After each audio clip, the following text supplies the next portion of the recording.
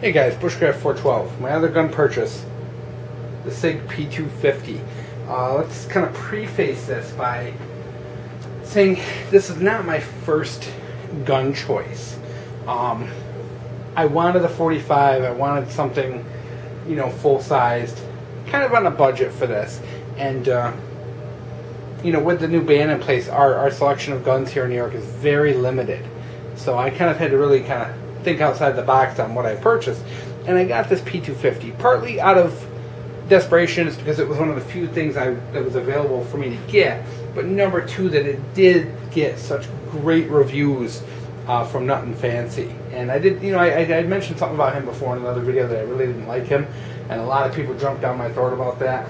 You know, guys, it's just my opinion. You know, he puts out great information, but I don't like the guy's personality. I just don't care for the guy. Great information, don't like the guy. So, but he put out a couple of videos on this Sig P250, and he put it into his Hall of Fame. And you know, when he does that, he typically does that for good reason. And it did kind of push me into buying this gun because, you know, it did pass those kind of stringent levels that he puts on firearms. Great thing about this gun, it's a modular system, or at least that's what Sig calls it. You can purchase this gun in just about any configuration. I bought the full-sized 45 ACP.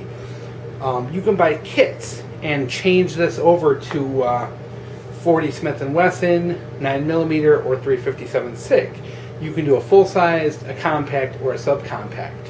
And you can do this without changing the serial number. The serial number is actually part of the firing mechanism and not part of the frame. As you can see, the serial number is here on a little plate underneath the frame, so it's not actually part of the frame itself. So if you were to say, if I wanted to change this out for a different gun, I can do that without having to re-register.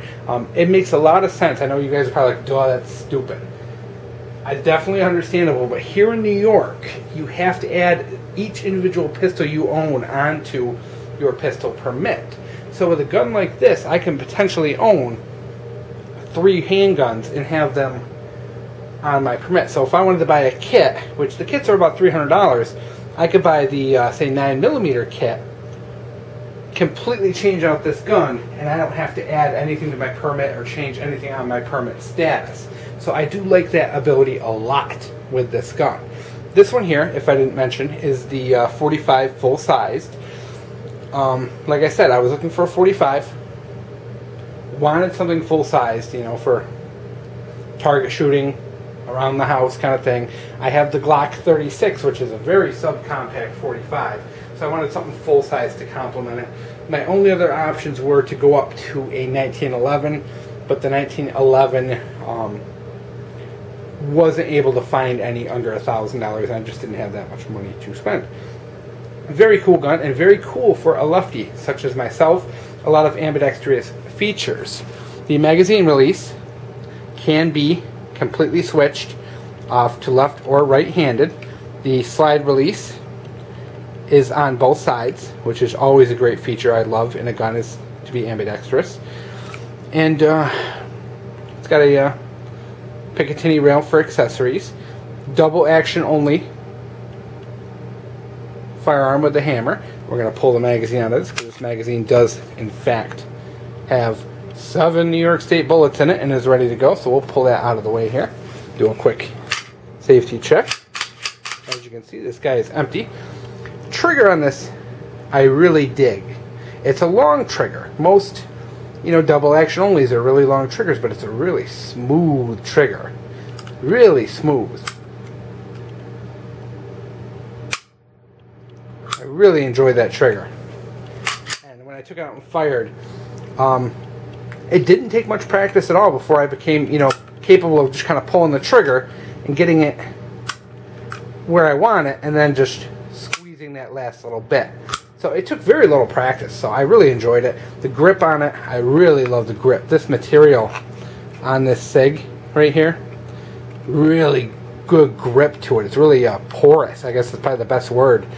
And really just sticks to the hand good. It's got a nice, almost kind of a beaver tail there.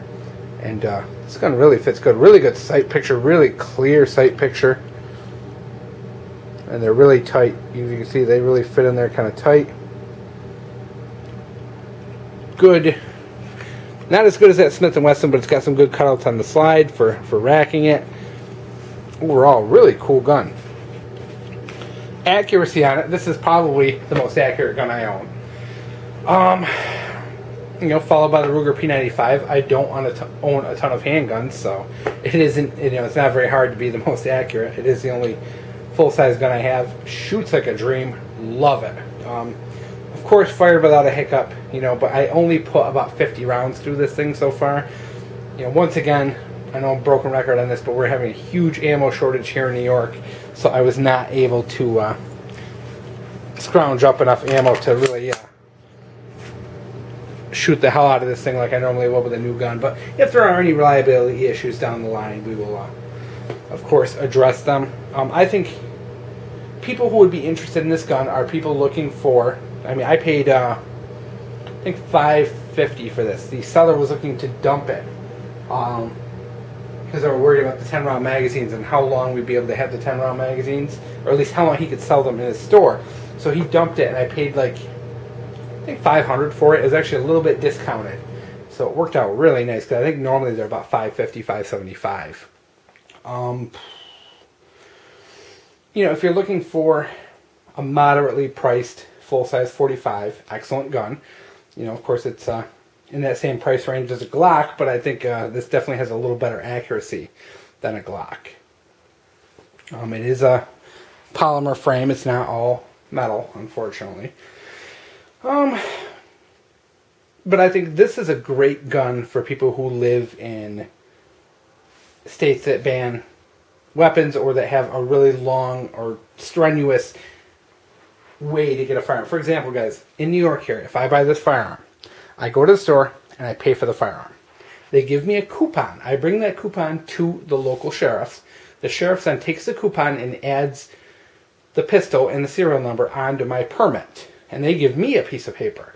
I then go back to the dealer, give them that piece of paper, and show them my permit, that the gun's been added to my permit. Then they hand the gun over to me. So if you buy a gun on the weekend, you might not be able to pick that gun up until Monday or Tuesday.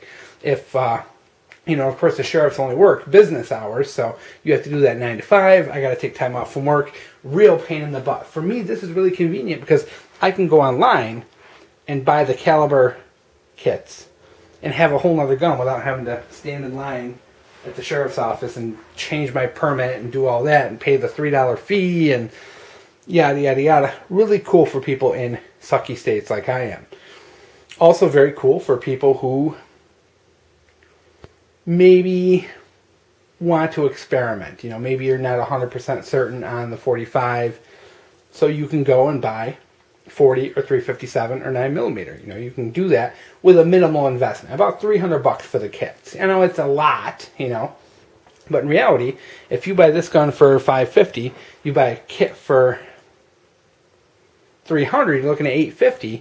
You're getting two guns for $400 a piece. I mean, no, you can't fire them at the same time, but it gives you a little versatility. So like say this gun here, I have the full-size version. I can very easily convert that down to a subcompact for, I think, maybe like $100. You don't have to buy the kits. You can buy individual parts. You can buy the barrel, you can buy the slide, you can buy the frame. So, for example, if you buy the 40 subcompact, you can upgrade that to a compact by just buying a new frame. And the frames are only like $40. Really cool. The frames are cheap because the firing mechanism is not attached to it. It's separate. Barrels are like $100 or $150. So it's very easy to swap out individual components to change from going from subcompact to compact to full size or even in between calibers. So really neat system. It's not for everybody. I get it, guys. Not everyone's going to enjoy it. Not everyone's going to like that compatibility, and it doesn't always financially make sense. But for some people, like the people of New York here, this is a gun that I can buy in this configuration with the 9-round magazine. And then after this ban takes place and really goes into effect in April, I can buy a caliber kit for the subcompact that has a 7-round magazine. I can continue to get magazines for this gun after this ban takes in effect. So it's a really huge bonus for myself. Like I said, it wasn't my top priority for a gun, but it makes sense given the political climate, this stupid gun ban we have, and my ability to add on to it and change it as I see fit down the line without having to change my permit or worry about stupid laws and whether or not I'll be able to get 10-round magazines. So altogether, this thing's a tank. It's a full-size battle tank, known for reliability, known for great accuracy and shooting, great trigger. I think it's a pretty decent investment. And, you know, not everyone's going to agree. A lot of people, there's a lot of critics of this gun out there, but to each their own. Wanted to share because I'm really digging it.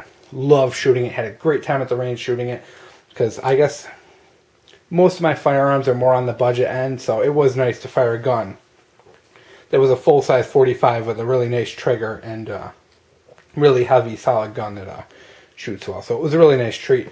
Hope you guys enjoyed Bushcraft 412 with the Sig P250.